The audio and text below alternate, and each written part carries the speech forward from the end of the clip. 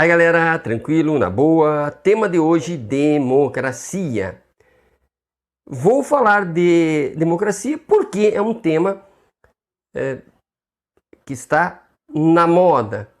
E várias pessoas usam a democracia, o termo democracia, sem refletir, afinal de contas, da onde vem isto? Ou ainda, mais profundamente, o que é isto? Pois bem, para fins didáticos, eu dividi a democracia em dois eixos. A democracia ou as democracias liberais e vou chamar de democracia ou democracias históricas. E vou, a partir daqui, vou usar no singular, né? Democracia liberal, democracia histórica. E vou usar no singular até por uma questão didática, mas depois cada um reflita as N possibilidades de interpretação do que eu vou dizer.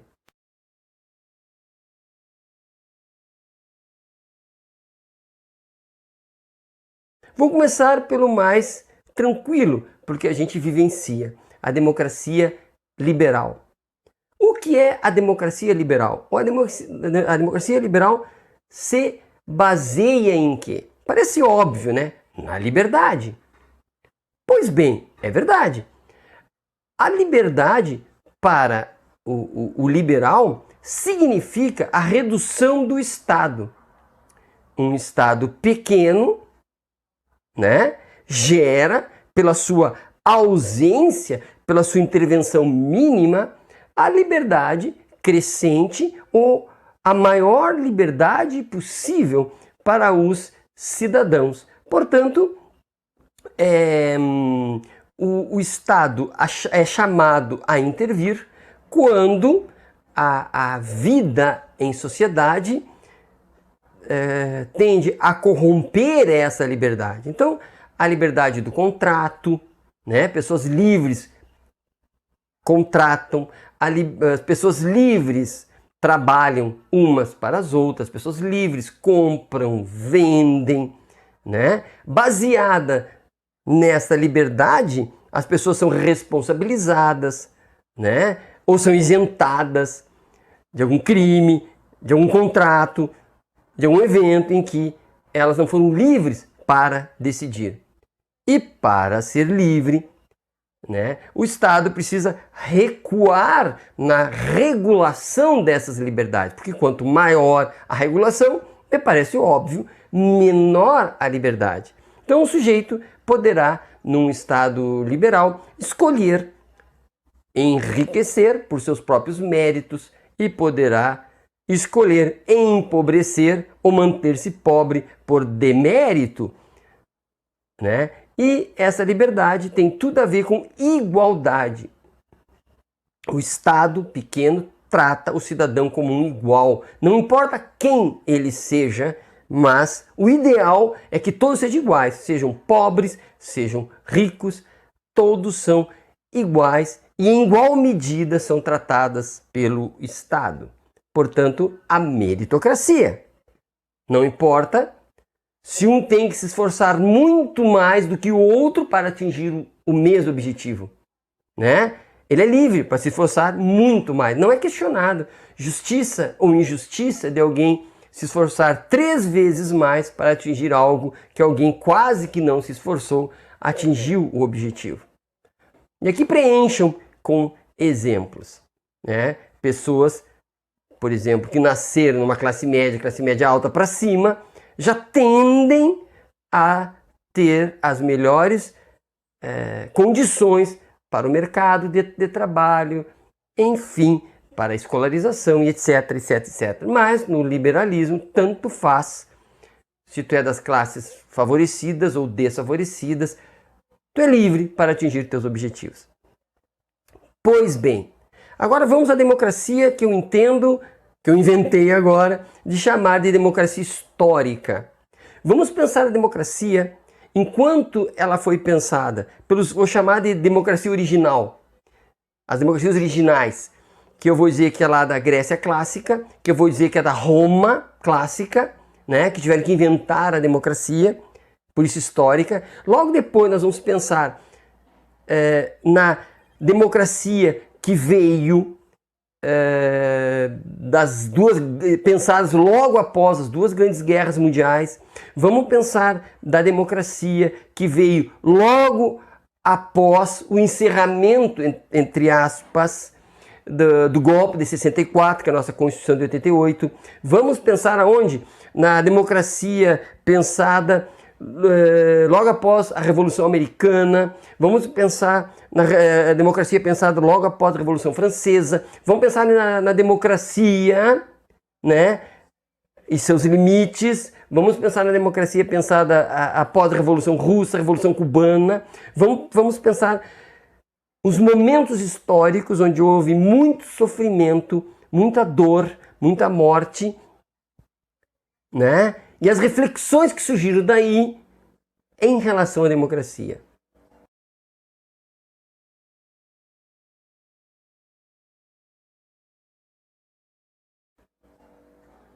Que fique claro que foi pensada, sim, após esses grandes eventos dolorosos históricos, foi pensada a liberdade. Mas foi pensada a liberdade condicionada à fala, à explicitação de direitos. Ou seja, essas democracias, esse pensamento democrático, esse estudo sobre a democracia, se teve ou não sucesso, não é o momento para esse vídeo. Mas o pensamento surgido após essas grandes dores foram pensamentos voltados para a declaração, afirmação de direitos. Ou seja, todo ser humano tem direitos. E entre eles, o direito de ser livre. Veja, não é o direito de ser livre, ponto. É o direito a ter direitos, e inclusive a liberdade. Portanto, não basta, não é suficiente dar a liberdade para este pensamento democrático, historicamente condicionado pela história. É preciso que o cidadão, por exemplo, tenha o direito de comerciar, tenha o direito de enriquecer, desde que antes venha o direito de ter dignidade, desde que antes venha o direito à saúde, à educação, à moradia. Percebam, o direito à dignidade humana, o direito a uma vida feliz vem antes. Ou, quem não quer dizer venha antes do direito à liberdade, podemos dizer em igual patamar, por exemplo, da liberdade. Eu posso ser tanto mais livre quanto tanto mais respeito o direito que as pessoas têm. Não só direitos, mas também a garantia desses direitos. E as constituições, portanto, de países que passaram por esse sofrimento, são constituições que tendem, e eu não conheço todas, né, a pensar, a descrever direitos. A americana continua no polo máximo a liberdade, mas também tem direitos. Mas vamos pensar na nossa Constituição de 88, que eu, modestamente, né, gosto muito dela.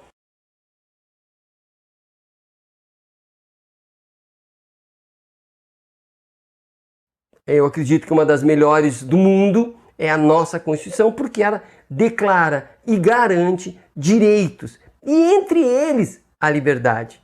Então, não é mais possível dizer no Brasil somente minha liberdade vai até onde começa do outro. Melhor dizer, os meus direitos vão até onde eu respeito o direito dos outros.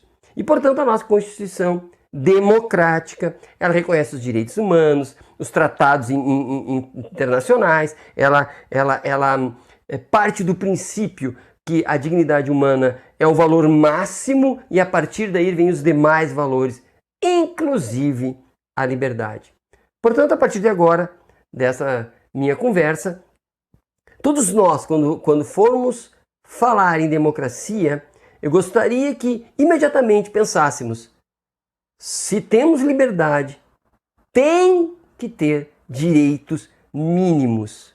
E as constituições democráticas, elas acabam tendo que, na prática, né, trabalhar e tentar equilibrar os direitos e as liberdades, com o grande perigo de que, se a liberdade crescer e os direitos diminuírem, o maior destrua o menor. Exemplo? Peguemos um monte de cachorrinho, coloquemos num pátio.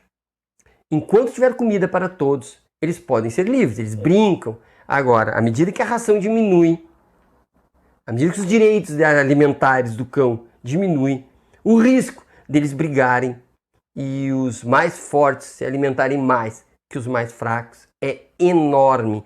Portanto, ao refletir sobre democracia, pensemos